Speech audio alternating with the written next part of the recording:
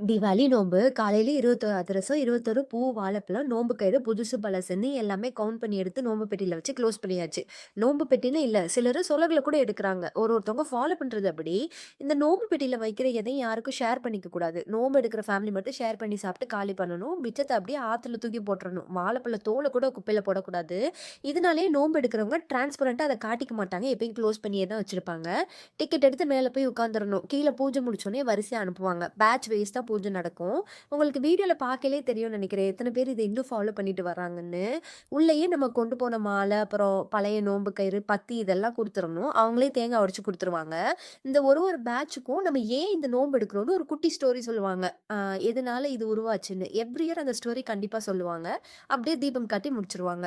வீட்டுக்கு வந்தோனே நம்ம பானகம் குடிச்சுட்டு நோம்பு திறந்துரலாம். இதுதான் நாங்க ஃபாலோ பண்ற ஒரு ட்ரெடிஷன். இத பத்தி உங்க தாட்ஸ் என்னன்னு கண்டிப்பா கமெண்ட்ஸ்ல சொல்லுங்க. ஆஸ் யூசுவல் சாப்பிட்டு நோம்பு கயிறு எல்லாம் கட்டிட்டு வெடி போட போயாச்சு. வீடியோ பார்க்குற யாருக்காச்சும் நோம்பு எடுக்கிற எக்ஸ்பீரியன்ஸ் இருந்துச்சுன்னா, கண்டிப்பா உங்க ட்ரெடிஷன ஷேர் பண்ணிக்கோங்க. யூஸ்ஃபுல்லா இருக்கும். இந்த இயர் என்னன்னு தெரியல. நெறைய வெடி ஃப்ளாப் ஆகிருச்சு போல. கன்னா பின்னான்னு வெடிச்சிட்டு இருந்திருக்கு. மோஸ்ட்டா அந்த கிட்டார் வெடி ரீல்ஸ்ல எல்லாம் கூட பார்த்துருப்பீங்க. இதான் புதுசா எதையும் வாங்கி ட்ரை பண்ணிறக்கூடாது போல. எப்படியோ வெடி வெடி தானே. இதுல என்ன வெடிக்கிற வெடி, வெடிக்காத வெடி. முக்காவாசி அவாய்ட் பண்றது எவ்வளவோ நல்லது போல. இப்படிதான் எங்க தீபாவளி போச்சு. நெக்ஸ்ட் வீடியோல பார்க்கலாம். பை.